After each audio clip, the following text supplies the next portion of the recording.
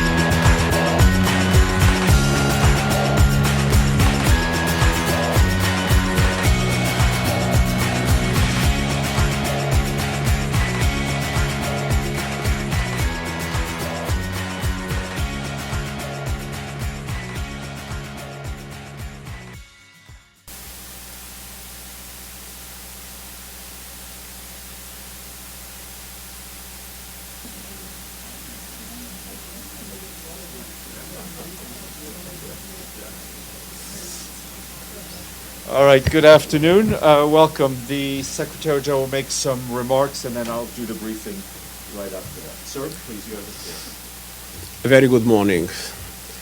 The nightmare in Gaza is more than a humanitarian crisis. It is a crisis of humanity. The intensifying conflict is shaking the world, rattling the region, and most tragically, destroying so many innocent lives. Ground operations by the Israel Defense Forces and continued bombardment are hitting civilians, hospitals, refugee camps, mosques, church, and UN facilities, including shelters. No one is safe. At the same time, Hamas and other militants use civilians as human shields and continue to launch rockets indiscriminately towards Israel. I reiterate my utter condemnation of the abhorrent acts of terror perpetrated by Hamas on 7 October and repeat my call for the immediate, unconditional and safe release of hostages held in Gaza. Nothing can justify the deliberate torture, killing, injuring and kidnapping of civilians. The protection of civilians must be paramount. I'm deeply concerned about clear violations of international humanitarian law that we are witnessing. Let me be clear, no party to an armed conflict is above international humanitarian law. Ladies and gentlemen of the press, Gaza is becoming a graveyard for children. Hundreds of girls and boys are reportedly being killed or injured every day. More journalists have reportedly been killed over a 4-week period than in any conflict in at least 3 decades. More United Nations aid workers have been killed than in any comparable period in the history of our organization. I salute all those who continue their life-saving work despite the overwhelming challenges and risks. And the unfolding catastrophe makes the need for a humanitarian ceasefire more urgent with every passing hour. The parties to the conflict, and indeed the international community, face an immediate and fundamental responsibility to stop the inhuman collective suffering and dramatically expand humanitarian aid to Gaza. Today, the United Nations and our partners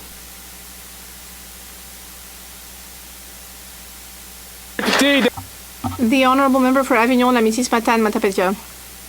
Mr. Speaker, in this House it's quite rare that we can speak to good news on the environment. But here is a piece of good news.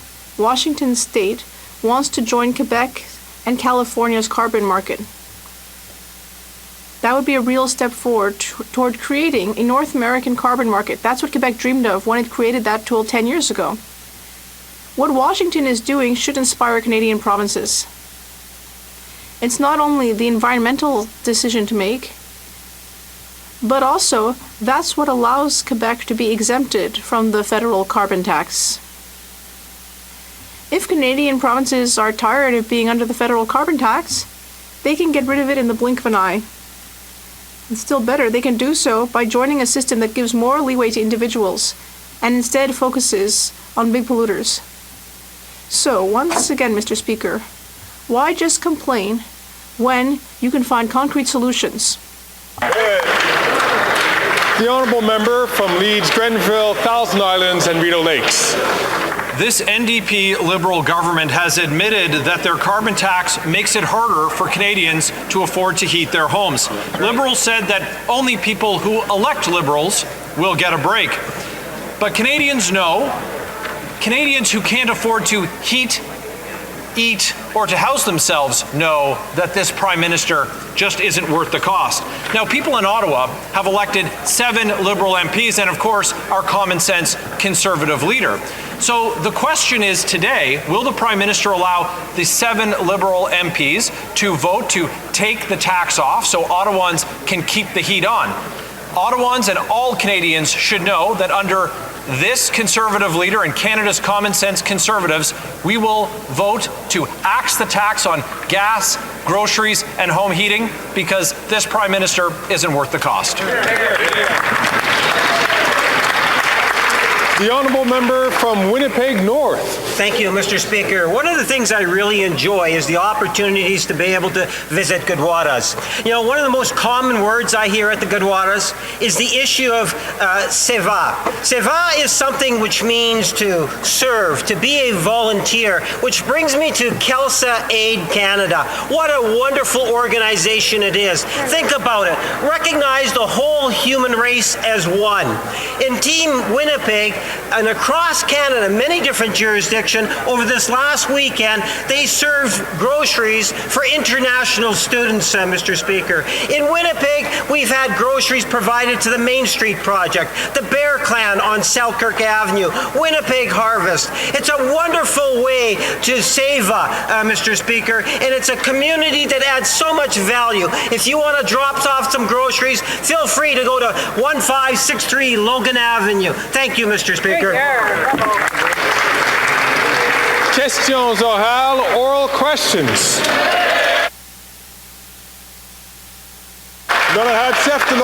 The Honourable Leader of the Opposition. Quebecers have known for a long time now that this Prime Minister is not worth the cost. But the Bloc doesn't seem to understand that. The Bloc apparently wants to drastically increase taxes. And they even support differential and preferential application of the taxes. And we've heard in the media that there's been a guarantee that the Liberal Prime Minister will remain in power for another 2 years. So yet another costly coalition. What concessions did the Prime Minister make to the Bloc Québécois in order to stay in power for another 2 years? The Honourable Deputy Prime Minister. Mr. Speaker, our government was proud to follow in Quebec's footsteps when it comes to daycare. Our government is also very proud to follow in Quebec's footsteps when it comes to climate action. Quebec has led very well. Quebec was one of the first provinces to put a price on pollution. And we are very happy to work with all Quebecers for the environment. The Honourable Leader of the Opposition. Yes, but my question was for the Prime Minister, who is hiding and who is not worth the cost. My question is about the Bloc Québécois' decision to vote in favor of home heating taxes. Today, though, we've learned that the Bloc's desire to drastically increase this Prime Minister's carbon taxes are not random. The Bloc Québécois, in fact, has promised the Prime Minister that they will keep him in power in a 2-year costly coalition. What concessions did the Bloc get in order to keep this incompetent and costly Prime Minister in power? The Honourable Minister. Mr. Speaker, the opposition leader wants to talk about Quebec. Fine. The opposition leader wants to move Quebec backwards.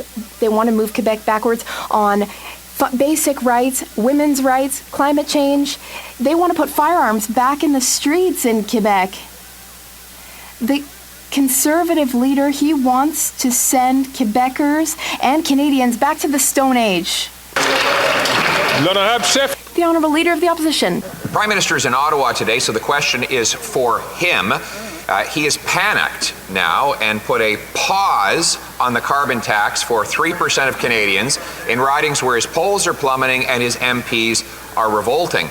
Also revolting were the comments of a Liberal Rural Affairs Minister who stated that other Canadians would have got a pause on the pain if they had elected more Liberals, yet Northern Ontarians did elect Liberals. So the question for the Prime Minister, will he allow a free vote for his Northern MPs on our common sense motion to keep the heat on and take the tax off?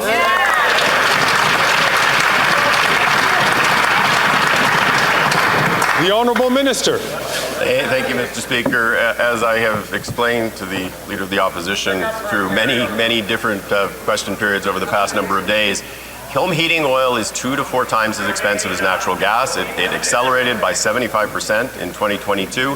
We have put into place a plan that will enable people to get off of heating oil, to have free heat pumps. It will save them up to $2,500 a year. It will make it more affordable, and at the same time, it will allow us to fight climate change. That is true for the 270,000 households that use heating oil here in Ontario. The Honourable Leader of the Opposition. The question was for the Prime Minister, who first was dividing and now is in hiding. He wants to quadruple his tax, but now he's had to back down and give a pause to the pain for 3% of people in ridings where his polls are plummeting and his MPs are in full revolt against him. His Liberal Minister of Rural Affairs said if people in other regions want the same pause on the pain, they have to elect Liberal MPs. However, many did. We have a Liberal MP in Calgary and one in Edmonton. Will they be allowed a free vote on the common sense Conservative motion to take the tax off and keep the heat on?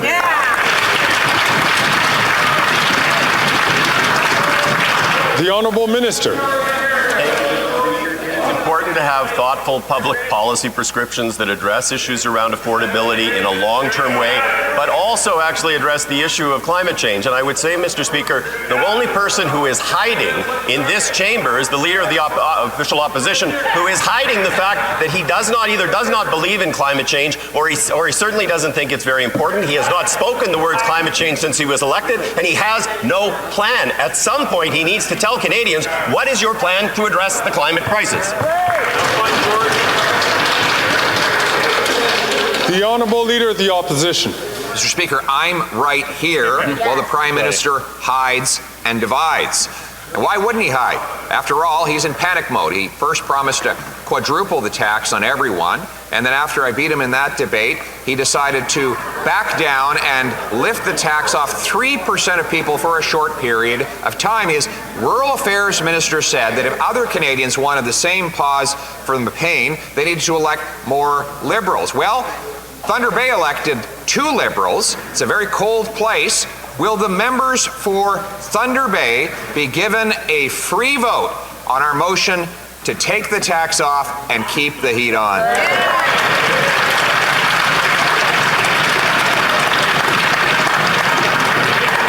The Honourable Deputy Prime Minister, Minister of Finance. Mr. Speaker, let me tell you who is missing in action when it comes to protecting Canadians and their affordability. And I'm talking about the affordability of life for our seniors. You know who's missing in action? The Conservative leader. It took him 29 days to speak up for the Canada Pension Plan. But none of us should have been surprised, because last year he sought to eviscerate that plan, which is so important to every single Canadian, by seeking to freeze contributions. We can't trust Conservatives with our pensions or anything else.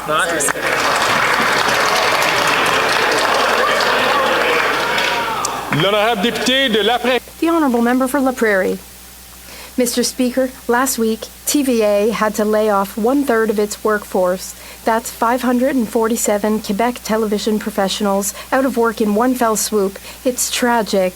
And if it's happening at TVA, it's bound to happen elsewhere. It's inevitable.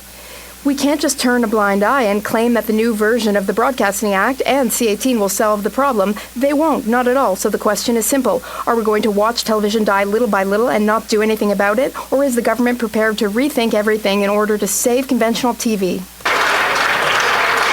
The Honourable Minister. Mr. Speaker, first, my thoughts go out to employees who have been affected by this layoff. And my thoughts are also with their families at the beginning of the holiday seasons.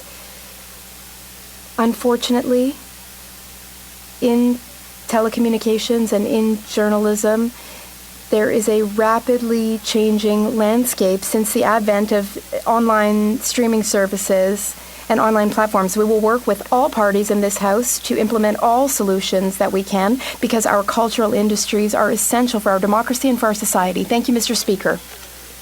The Honourable Member for La Prairie. TV is the channel through which information is shared with the people, the channel through which our culture is shared. Television reminds us of who we are, what we can create, and what makes us unique. Something that the YouTubes, Netflixes, and Disneys of this world will never be able to do. Our television is made by us and for us, and it's truly in danger.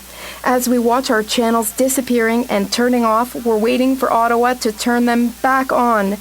But it's urgent. What will it take for the government to wake up? The Honourable Heritage Minister. Thank you, Mr. Speaker. I share my colleagues' concerns. That's why in 2020, we introduced for the first time an act to modernize the Broadcasting Act. But unfortunately, the Conservatives have been blocking it and blocking it. They have tried to block us from trying to modernize our audiovisual universe and our media landscape. Today, the Conservatives claim that we're trying to censure Canadians, but what we truly want is quality journalism everywhere in the country. We want a thriving cultural industry and creative industry that's essential for democracy and for all of society. Thank you, Mr. Speaker. The Honourable Member from Vancouver East. For 3 decades, Liberals and Conservatives relied on the private market, and now the average rent for a one-bedroom is $2,500 a month. The government's own housing advocate is calling for more community housing that fit people's budgets. And the Bank of Canada says investing in social housing wouldn't be inflationary.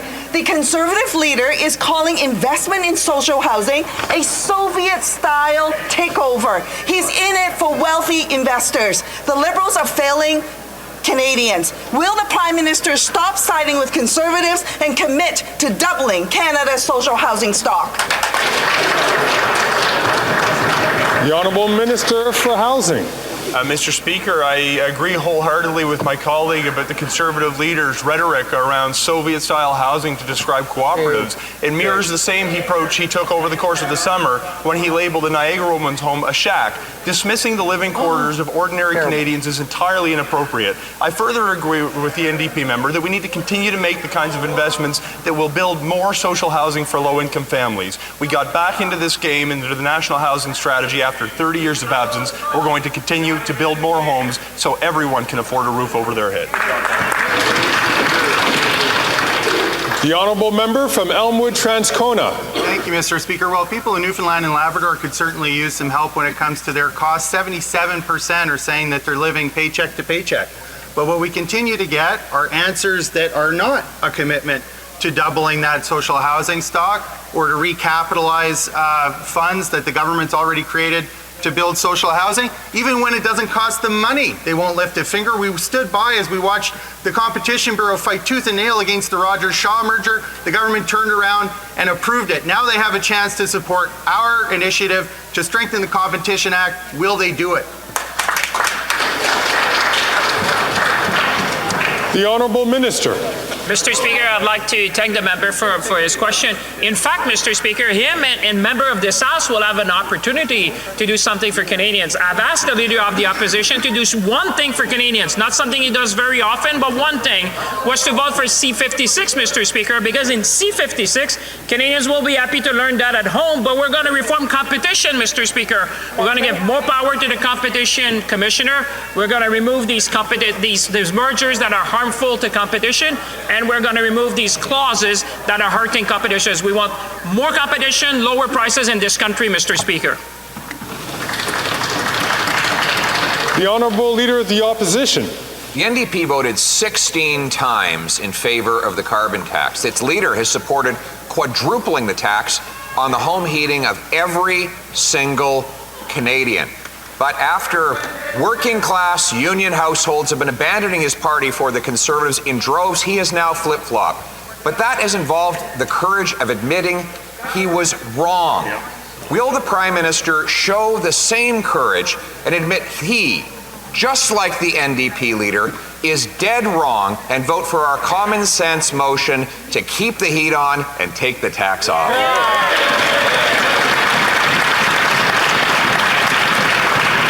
The Honourable Minister. Mr. Speaker, I find it helpful when you deal with people who are closest to the problem. And in Atlantic, Canada, we have an Ecology Action Centre based in Halifax who wrote a statement that I think was prescient to the debate that's going on here. It says, energy poverty and climate change represent a direct threat to working class people in Nova Scotia. As a society, we must work together to ensure households with low incomes can transition away from expensive fossil fuels to technologies like heat pumps that are cheaper, better for our health, and afford us the comforts associated with heating and cooling. Policy makers are finally rising to meet the challenge, Mr. Speaker.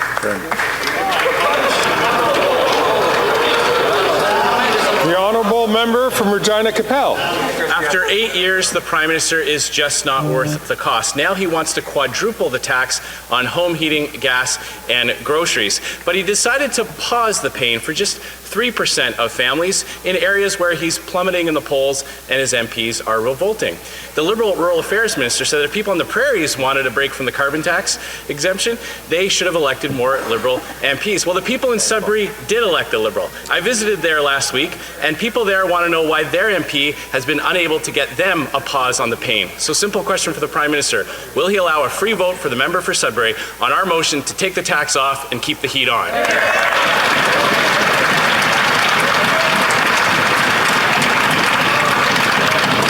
The Honourable Minister. Thank you, Mr. Speaker. I think it's important for Canadians that people are serious in terms of bringing forward policy prescriptions, not simply taglines. We have put into place measures that will address a critical affordability issue. Home heating oil is 2 to 4 times as expensive as natural gas. It went up 75% during 2022. There is an opportunity to be able to reduce the energy cost for people on an ongoing basis, all the while addressing the issue of climate change, something that the Leader of the Opposition clearly does not believe in. It is something that is important for Canada. It's important for the 270,000 Ontario homes that currently heat with heating oil. Excellent. The Honourable Member from Regina Capel. Are in complete carbon tax chaos over there, Mr. Speaker. Their pause on the pain doesn't apply to 97% of Canadians, and it punishes those who use cleaner Canadian natural gas and propane to heat their homes. What did the Liberal Rural Affairs Minister have to say? She said, well, if people in other areas want the pause too, they should elect Liberals. Well, the people in North Bay did elect a Liberal MP. So again, to the Prime Minister, Mr. Speaker, will he allow a free vote so that the members from North Bay can vote on our motion to take the tax off and keep the heat on?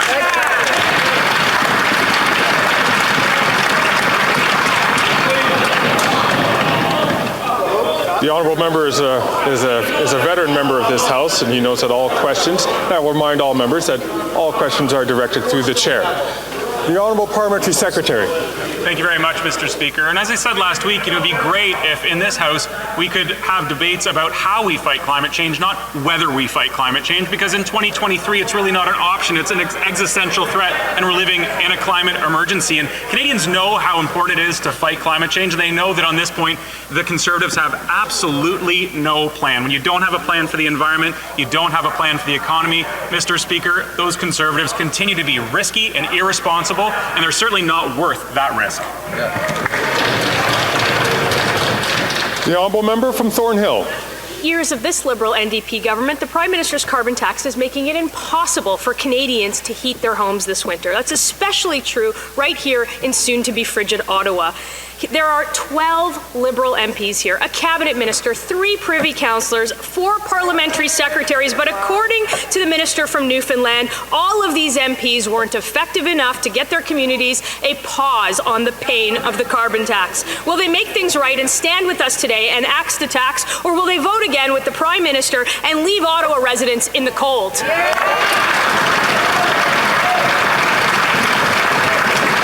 The Honourable Parliamentary Secretary. Thank you, Mr. Speaker. And you know, there was a time when Canadian progressive conservative voters could rely on members of that Conservative caucus for leadership on fighting climate change. In fact, the member from Wellington Halton Hills staked his entire Conservative leadership campaign on it.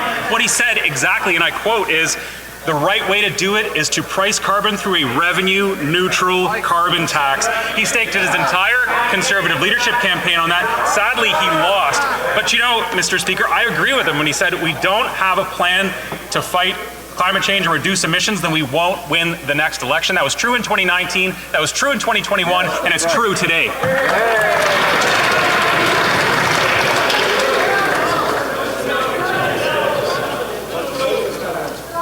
The Honourable Member from Thornhill. The Prime Minister can pause the pain for some Canadians, then surely he can do it for all Canadians. These Liberal MPs should be demanding that. But they are missing in action. Like the MIA Liberals from the GTA, like that member. Their communities want relief from this costly coalition, but they've been hiding for a week, so I'll give them the chance to show up now. Will the Prime Minister allow the members whose phone number starts with 905 a free vote to take the tax off so their communities can keep the heat on?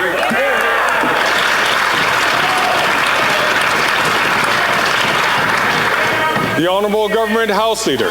Thank you, Mr. Speaker. Mr. Speaker, what my honourable colleagues continue to forget is that this policy does apply right across the country. That's so right. whether you are in the GTA, whether you are in Northern Ontario, whether you are in Saskatchewan or Manitoba or anywhere else in this country, the price on pollution has been removed for those that use home heating oil, Mr. Speaker. It would be good if the Conservatives actually focused on the facts and allowed us to debate climate change and how we're going to fight it, not if climate change is real or not. Thank you, Mr. Speaker. Good answer.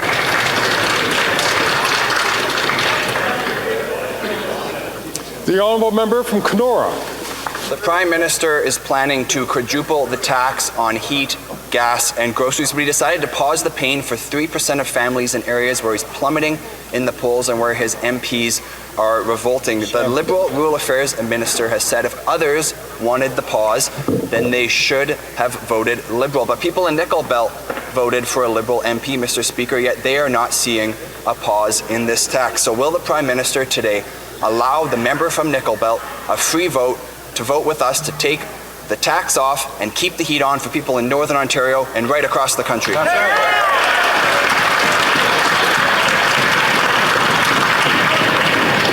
The Honourable Minister. Thank you, Mr. Speaker, and I am so proud to be a Northern Liberal Member of Parliament because what I do every day, Mr. Speaker, is I work with constituents who are telling me we need to take faster action on the climate because we are losing acres of forest, Mr. Speaker, because we are seeing droughts, yes, even in Northern Ontario, Mr. Speaker, making it harder to grow food, making it harder to grow our economy. My constituents expect me to advocate for a clean environment, and that's exactly what I'll do.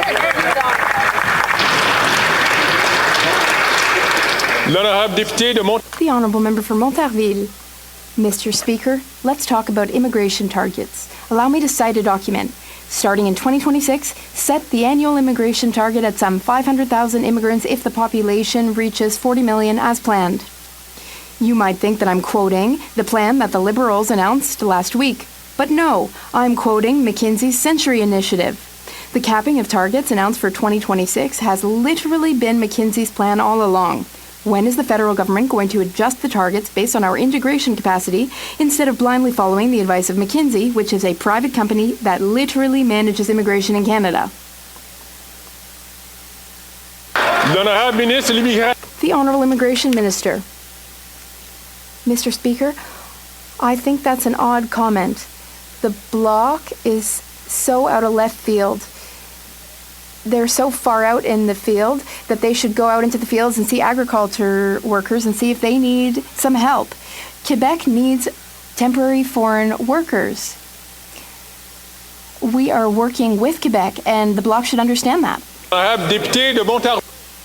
The Honourable Member for Montarville. Mr. Speaker, not only is Ottawa following McKinsey, Ottawa is following them blindly. McKinsey themselves confirmed that their immigration targets do not take integration capacity into account. Former CEO Dominic Barton said in committee last year, "The focus was solely on the economy. We were not thinking about the social context. We were thinking about productivity."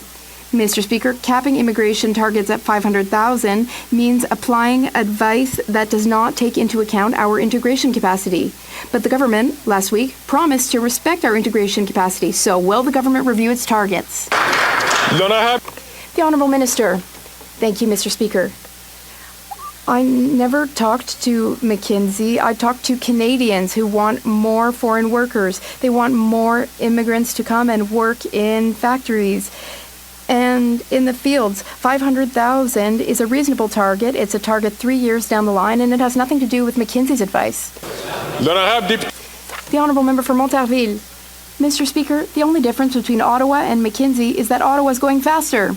McKinsey predicted that the population would hit 40 million by 2026. We reached that mark in June. According to Stats Canada, if the 2022 and 2023 trend continues, the population will double in just 25 years. The population will exceed 80 million by 2048, regardless of our integration capacity for housing, health, education, French language training, and the list goes on. Mr. Speaker, when will this government finally understand that successful immigration means respecting our integration capacity? The Honourable Minister. Mr. Speaker, over the past year, Canadians have asked us to do more when it comes to integration capacity. But what people have also told me is that we need immigration to help our businesses grow. There is still a labour shortage. The approach that we need to prioritize is to be more strategic with our targets. We tabled new strategic targets just recently, and the Bloc should be comforted by that if they like immigration, and if they don't, then let them say so. From Parry Sound, Muskoka. The Prime Minister plans to quadruple the carbon tax on heat, gas, and groceries. Now, he decided to pause the pain for 3% of families where his poll numbers were plummeting and his MPs were revolting. The Liberal Rural Affairs Minister said if people in the prairies wanted a carbon tax break, they should elect Liberals. Well, the people in Sault Ste. Marie, Mr. Speaker, did elect a Liberal MP, and yet the majority of his constituents are not getting the break. Will the Prime Minister allow the MP from Sault Ste. Marie to freely vote to take the tax off and keep the heat on for the people of the Sioux?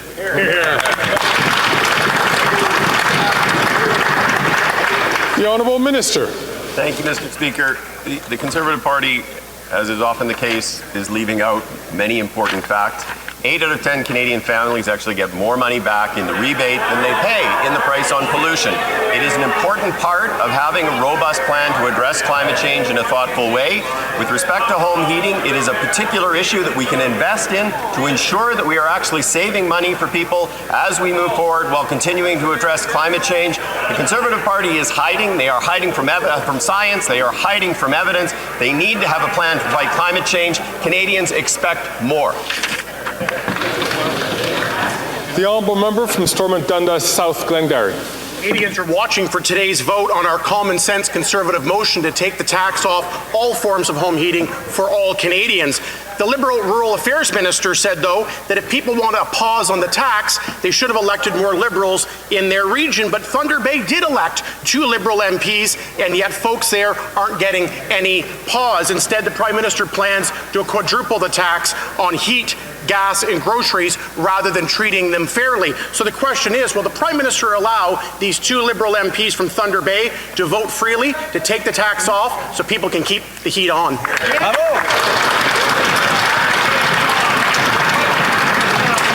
The Honourable House Leader. Thank you, Mr. Speaker. Again, the Conservatives continue to spread information in this chamber. This pause on the price on pollution on home heating oil applies right across the country, despite what the Conservatives keep saying. But what is particularly concerning, and I think I speak on behalf of every Ontario Member of Parliament and many Ontario residents, is every time they say common sense, it brings up the terrible memories of the Mike Harris years, when not only did they slash public services, but they slashed them in such incredible ways that led to things like Walkerton. Mr. Speaker, Ontarians remember, and they're not going to elect common sense Conservatives again. Thank you, Mr. Speaker.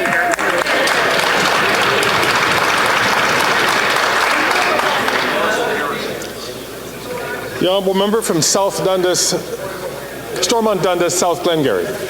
Here's just how out of touch and tone deaf the Liberals are. When asked if she'd support giving the same pause on home heating back home, their own minister right from Thunder Bay said, quote, "We don't have the same challenges in Northern Ontario that we see in Atlantic Canada," unquote. Well, I visited Thunder Bay last week, and let me tell you, Mr. Speaker, it gets very cold there too, just like Atlantic Canada. And after 8 years of this NDP Liberal government, the cost of living crisis there is so bad, the regional food bank can't keep up with surging demand, now at 12,000 people. Will the Prime Minister let his Thunder Bay MPs vote to give residents fair treatment, take the tax off, they can keep the heat on?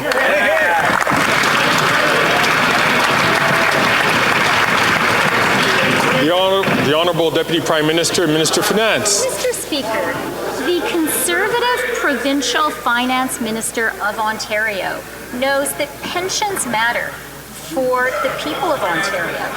That's why he wrote me a letter asking me to convene a meeting of all the provincial finance ministers to defend our pensions.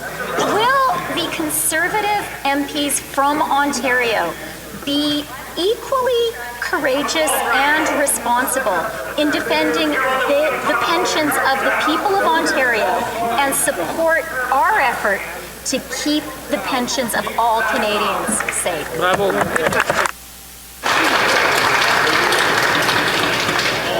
I'm going to ask all members, please, especially the member from Battle Creek, Battle River Crowfoot, to please listen to the responses which are offered and to take the floor. And I'd ask all members to listen to that member when that member does take the floor. The honourable member from London Fanshawe. Palestinian Canadians in my riding did everything possible to work with Global Affairs Canada to get their loved ones out of Gaza. They put all of their hopes on Sunday's evacuation, only to hear nothing from Canadian officials. The bombardments are getting more intense. My constituents, their families, Canadian citizens are trapped. They need this government to stand for human rights and to protect lives. The heads of 18 UN agencies and NGOs and my constituents are calling for a ceasefire. Why can't the Prime Minister? The Honourable Parliamentary Secretary. Thank you, Speaker. The situation in Gaza is dire, and many Canadians are worried about their loved ones. What is happening on the ground is fluid and unpredictable, and we know there are delays at the Rafah crossing for all countries. I want to reassure Canadians that we are in regular contact with Egypt and Israel to push for Canadians to leave as soon as possible. We continually try to reach all Canadians, permanent residents, and their immediate family members to convey the latest information. Mr. Speaker, that's why we continue to call for humanitarian pauses for Canadians to get out, for aid to get in, and for all hostages to be released. Thank you, Mr. Speaker. The honourable member for Windsor West. Mr. Speaker, 18 United Nations agencies and international NGOs, including UNICEF and Save the Children, called for an immediate ceasefire in Israel-Palestine, expressing shock and horror at the mounting death toll from the conflict, saying it's a graveyard for children. It's been 30 days. Enough is enough. The UN and the NGO heads said in a rare joint statement, this must stop now. When will this government finally do what most of the world has called for, and that's an immediate ceasefire to save the children right now?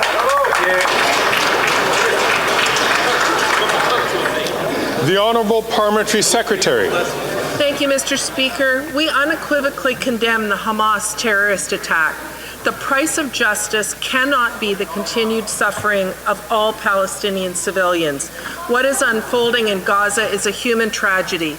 The Minister of Foreign Affairs has been to the region twice to oversee our efforts to help Canadians, but also to de-escalate the situation.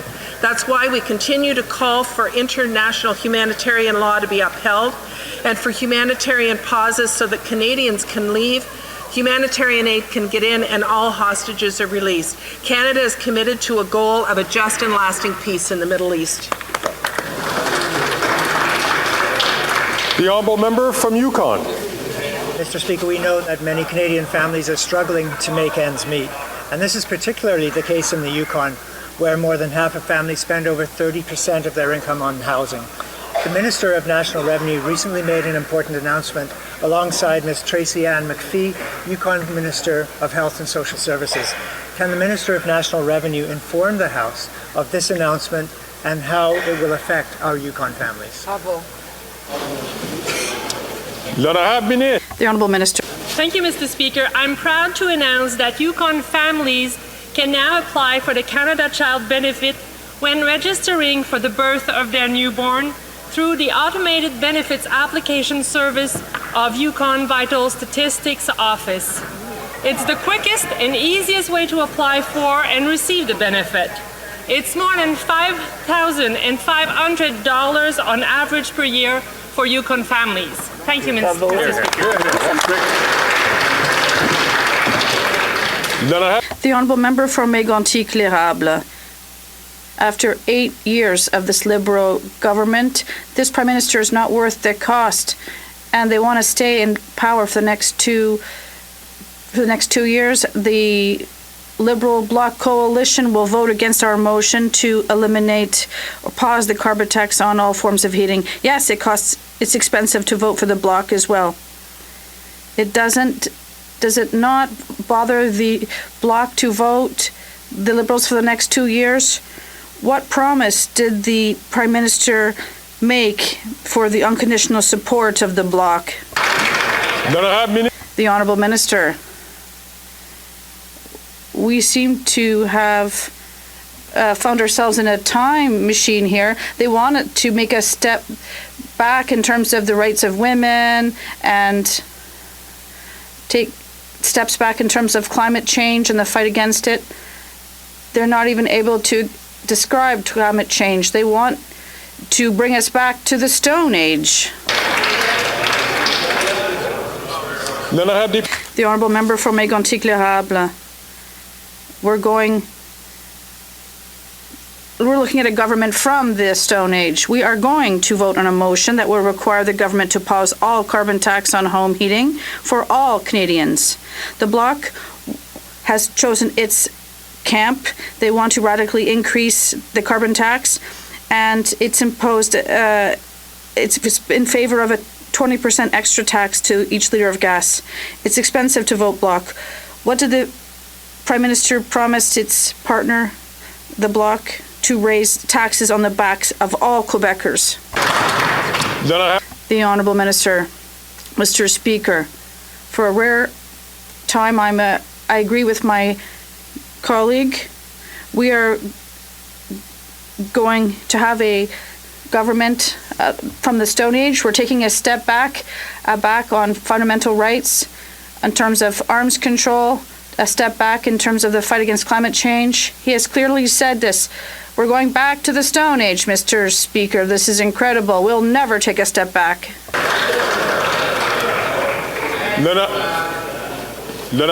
The Honourable Member for Louis Saint Laurent. Mr. Speaker, after eight years of this Liberal government, who would have believed it? The Bloc is now behind supporting the Liberal government morally.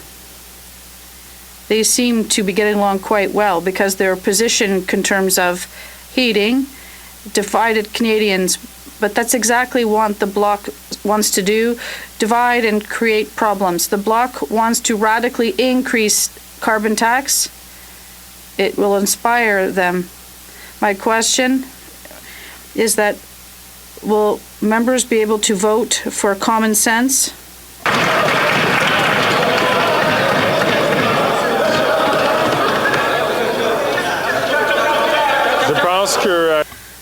I think all members would like. Colleagues, order. I think all colleagues would like to hear the answer from the Honourable Minister. The Honourable Minister. Mr. Speaker, my colleague was the last person to speak at the National Assembly before the adoption of the carbon market. It was adopted via unanimous consent. If he didn't like it then, why didn't he raise his voice then and speak against it? Why did he change his position today? Because he didn't speak out against unanimity at the time. What has changed for my colleague over the past few years? He wants to go back to the Stone Age, and we won't go there, Mr. Speaker. Alors? Order. Alors? The Honourable Member for Louis Saint Laurent. Mr. Speaker, another thing means that the Bloc is really buddy-buddy with the Liberal Party. The Parti Québécois budget, it talks about the poor management of the Liberal government is now an argument in favour of independence. No, we're not going back to the Trudeau Stone Age, that's for sure. Will the Bloc's members be able to speak up and make sure that all of their members will be able to vote for common sense?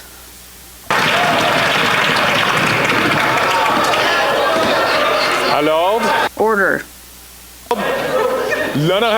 The Honourable Minister. Thank you, Mr. Speaker. We're seeing once again that every time a Conservative member rises, there's something hiding. They're not able to say the truth. They're not able to take responsibility for what they did in the past.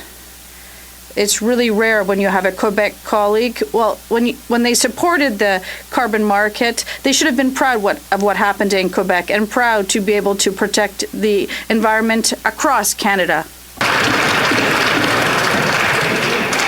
The Honourable Member for Rivière-du-Nord. Mr. Speaker, more than 221,000 SMEs are at risk of bankruptcy if the federal government does not defer repayment of CEBA loans without the loss of the subsidy. We're not talking about billionaire multinational companies. We're talking about small businesses that contribute to the vitality of our regions. Here in Rivière-du-Nord, 213 SMEs have alerted the Quebec Federation of Independent Businesses that bankruptcy is looming. Mr. Speaker, when will the Minister finally offer businesses the postponement they're asking for and avoid a wave of bankruptcies on her conscience? The Honourable Minister. Mr. Speaker, we've already granted small businesses one additional year to refund part of the CEBA loan. When they ask for more assistance, we offer greater flexibility in terms of refinancing and more time, and a one-year prolongation of the deadline for the refund. Unlike the Conservatives, that will bring us back to the Stone Age. Thank you, Mr. Speaker. Alors? Order. The Honourable Member for Trois-Rivières. Mr. Speaker, it's even worse in Trois-Rivières. 288 SMEs have said that they'll go bankrupt if the federal government doesn't postpone repayment of CEBA loans for 1 year with no loss of the subsidies. 288 business bankruptcies. Imagine the number of job losses that this would represent. The Minister cannot condone this by her inaction. Does she know how many bankruptcies are likely to occur in her region? How can she justify to these entrepreneurs that she's going to turn their back on them rather than offer them a one-year postponement as they've requested? The Honourable Deputy Prime Minister. Mr. Speaker, we are proud of having created a program that provided $49 billion in support to our SMEs across the country. And what's important today is that small businesses have until December 31st, 2026 to refund their CEBA loan in full. We are here for our small businesses in Quebec and across Canada at these essential times. The Honourable Member for Chicoutimi-Le-Fjord. Mr. Speaker, after 8 years of this Liberal government, food banks are overflowing, groceries cost more, and now today the Bloc is supporting the Liberals to maintain the carbon tax on the back of Quebecers. Mr. Speaker, it costs expensive to vote for the Bloc. It's expensive.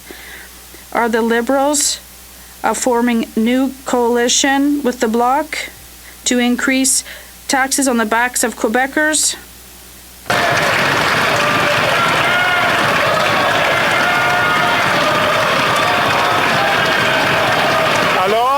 Order. Order.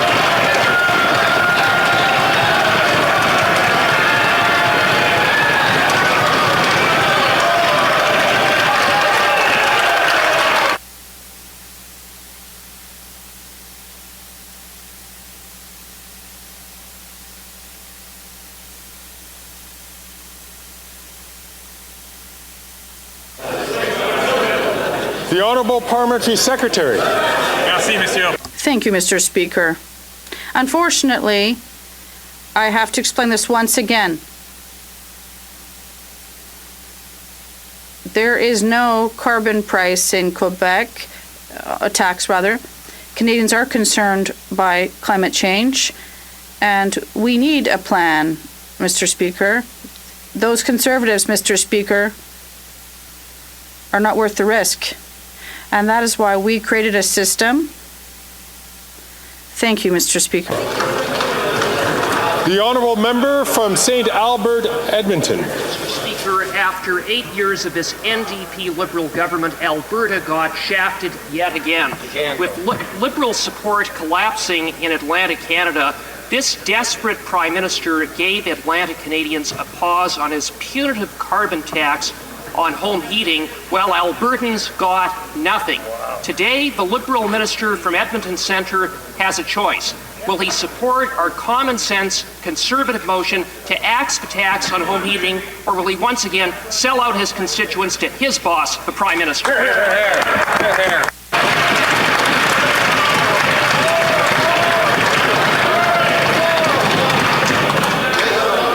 The Honourable Minister. Mr. Speaker, I thank the Honourable Member for his question, and he knows well that we have billions of dollars in Budget 23 for carbon capture, use and storage. We have green and clean electricity regulations and money that will benefit Alberta. But Mr. Speaker, that member doesn't want people to know that he's one of the CPC Silent 30 who have not come to the aid of Albertans. He is not defending the Canada Pension Plan. He doesn't care that the Conservative government of Alberta are scaring pensioners. He's silent. We're going to protect pensions. That's our job, and we're going to do it every day.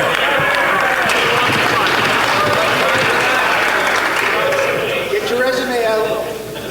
The Honourable Member from Calgary Forest Lawn. Mr. plans on quadrupling the tax on gas, groceries, and home heating. He gave 3% of Canadians a pause on the carbon tax for home heating, where his poll numbers were tanking and his MPs were revolting. The Liberal Rural Affairs Minister said if people on the prairies want to pause on the tax, they should elect more Liberals. Well, the MP of Calgary Skyview is a Liberal, but his constituents don't get the pause. Will the Prime Minister let that member mail in a free vote on our common sense Conservative motion to take the tax off and keep the heat on, and shove this carbon tax where the Prime Minister's poll numbers are, in the gutter?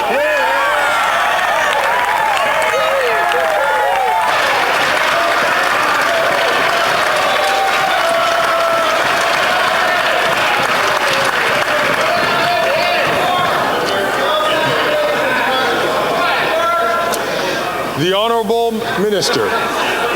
Speaker, another silent Conservative on the issue of pensions in Alberta. What a shame to be a Calgary Conservative. But Mr. Speaker, let's talk about Conservative priorities coming out of Alberta. Instead of building housing, instead of growing our economy, instead of actually doing the work of Albertans, what does the UCP AGM, what are their priorities, Mr. Speaker? Turning back protections for LGBTQ2 people, taking our province back. Mr. Speaker, they're actually voted in favor of conspiracy theories when it comes to voting machines and 15-minute cities. They're out of touch, and they are reckless and not worth the cost.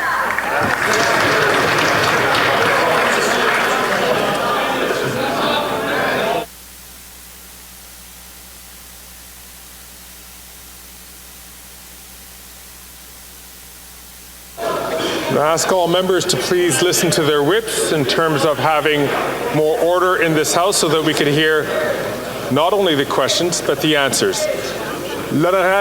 The Honourable Member for Dorval-Lachine-LaSalle. Thank you, Mr. Speaker. I am very proud of our national content creators, whether in Quebec or elsewhere in Canada. Last week, Montrealers once again welcomed people from all over the world to Cinemania, a festival that has enjoyed nearly 3 decades of success and showcased some of the most incredible francophone voices and creations that Canada has to share. Can the Minister tell us more about the important international agreement that was signed last Friday? The Honourable Minister of Canadian Heritage. Thank you, Mr. Speaker. My colleague is absolutely right. Canada last week welcomed for the first time in Canada the President of Switzerland, and my colleague, the Minister of Foreign Affairs, signed a co-protection audiovisual agreement to increase the number of films and projects with higher budgets. So it's an excellent piece of news for our creators in Canada. This was international efforts. We're going to continue to support our audiovisual producers because we know how important they are in Canada. From Portage, Lisgar. Mr. Speaker, the Prime Minister plans to quadruple the tax on heat, gas, and groceries. But now he's decided to pause the pain for just 3% of families in areas where he's plummeting in the polls. The Liberal Rural Affairs Minister said if people on the prairies wanted a pause on the tax, they should have elected more Liberals. But the people in St. Boniface St. Vital did elect a Liberal MP, and yet his constituents aren't getting the pause. So the question is, will the Prime Minister allow the MP for St. Boniface St. Vital to freely vote to take the tax off, keep the heat on for his constituents?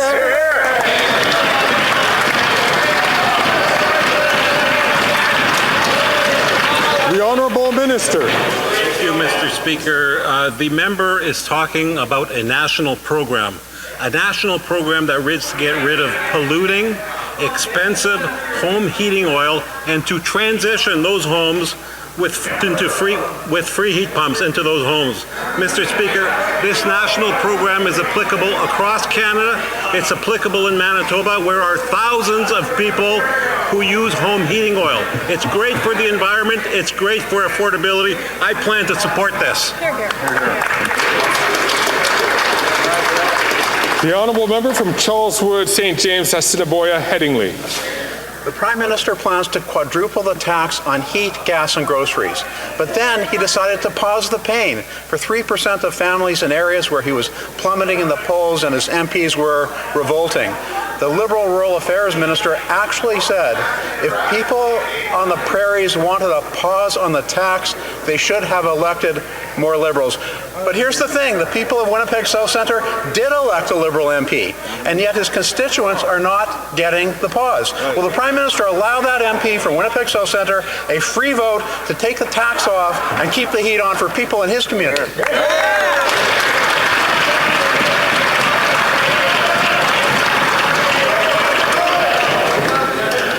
Once again, I'd like to encourage all members, colleagues, all members to please hold your comments back to the time that you have the floor to ask a question or to give an answer. That way we can hear everything that's going on from all ends of the House. The Honourable Minister. Thank you, Mr. Speaker. It's time for that member to stop spreading misinformation. This is a national program, Mr. Speaker, a national program that aims to transition expensive, environmentally damaging home heating oil into free heating pumps, Mr. Speaker. This is a national policy that's applicable across Canada. There are thousands of homes in Manitoba who are eligible for the program. This is great for the environment. This is great for affordability. Here, here. The Honourable Member from Selkirk Interlake Eastman. Mr. Speaker, every day the member from Winnipeg North gets up into this place and talks and talks and talks and says absolutely nothing. Says absolutely nothing.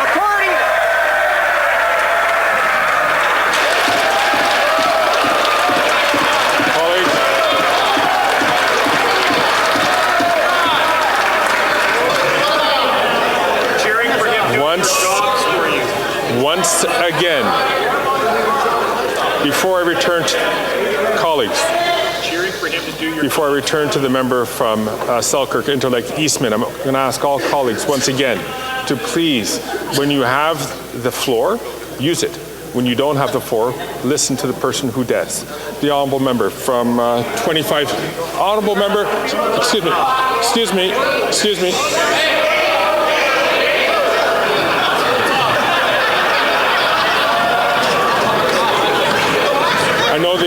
I know the honourable member is anxious. I'd like to give the honourable member the opportunity to start his question from the top, please.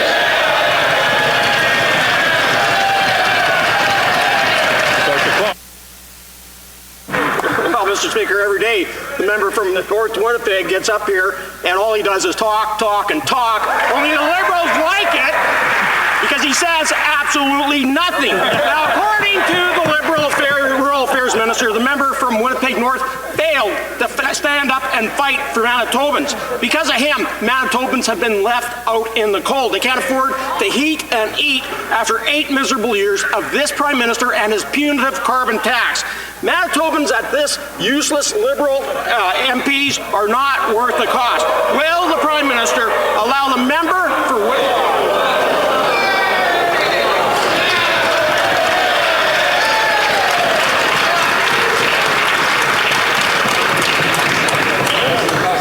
I would have liked to have heard the honourable member's end of question. Unfortunately, the honourable member's time had expired, and then some. This is a reason why it's important for both sides of the House to please allow the member to ask a question without interrupting, so that we can hear the question and the member can profit from the full time that the member would be entitled to. Is the Honourable Parliamentary Secretary. Yes, thank you, Mr. Speaker. The member wants to hear more from me. I'm happy to.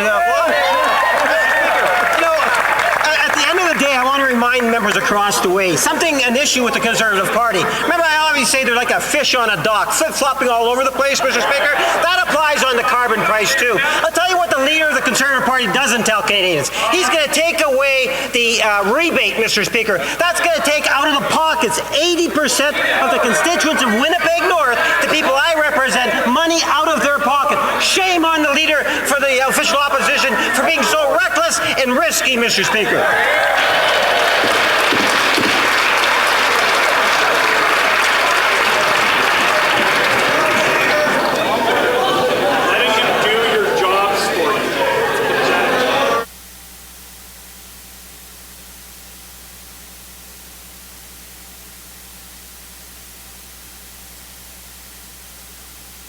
Launch an investigation. The Director General called for an independent investigation of what's going on. What we do as UNESCO is that we have the mandate to monitor the impunity or the end of impunity in all the cases of killings of journalists. So we do a systematic monitoring in all those cases.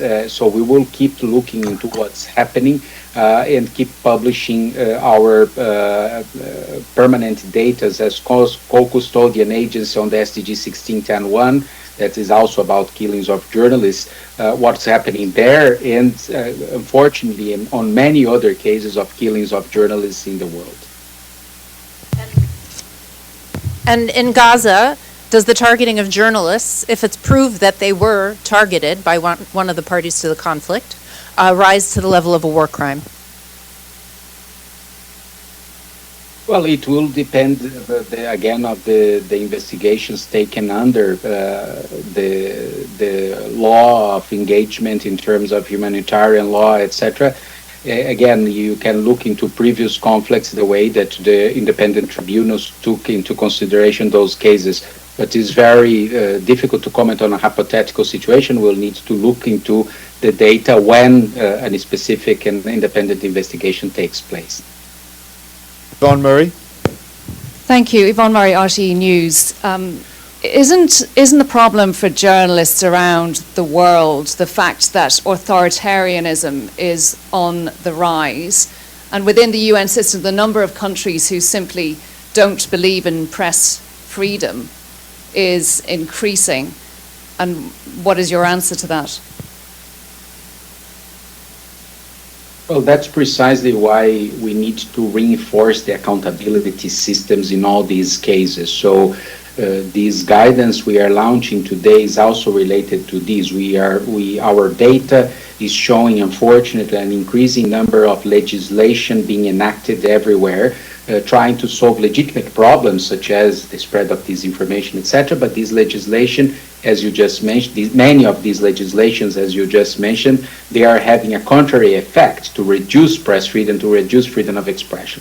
But we do think that it's possible to establish a governance system that is fully aligned with international human rights standards. But for that, we need to offer the concrete guidance so that the different watchdogs, including you journalists, but the civil society organizations, the academics, the think tanks, they can monitor what's going on and issue concrete guidance. In some cases, also, there is the willingness of several of parliaments to produce good legislation, good regulation in these areas. But what we need is to offer the concrete guidance to do that in alignment with international human rights law. Thank you. Errol Louis? Errol Louis from Indo-Asian News Service. You spoke both of controlling disinformation but also freedom of expression. In recent years, we've seen, like, for example, the case of Twitter or X as it's known, and Facebook, where you had government employees trying to control what was considered to be disinformation but was not necessarily so, as was proven later. So where do you draw the line between controlling disinformation or having a governance system for that and censorship?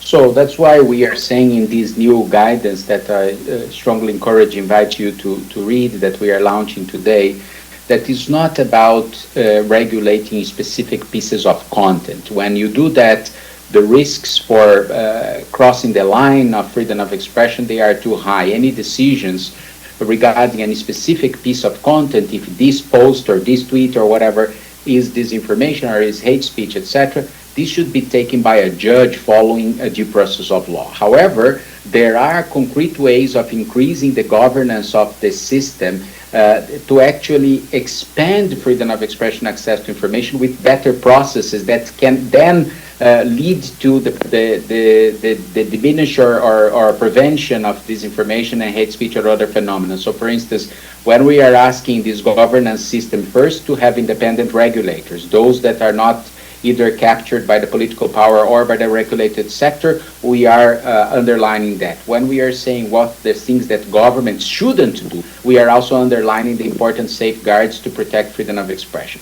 And when we are asking very concrete things for the companies, like to be very transparent in different ways, including the way they moderate and curate content, or when we are asking them to produce human rights risk assessments in situations like the ones we are just discussing, conflict, or a pandemic, or how they deal with disinformation on climate change.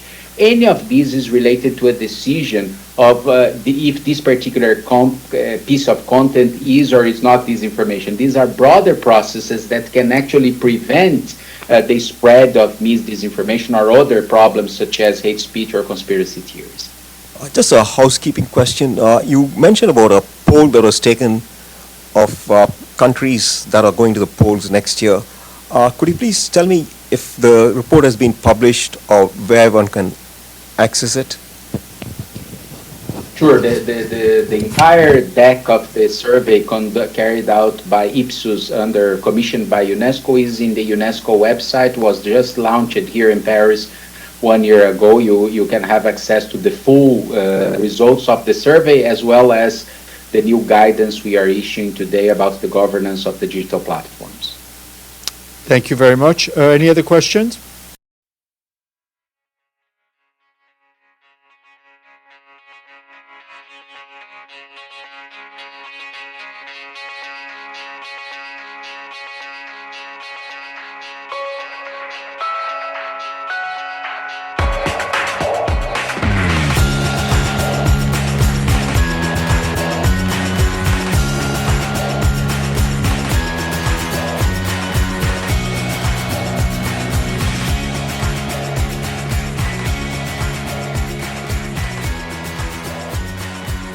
This show has been produced by Depictions Media.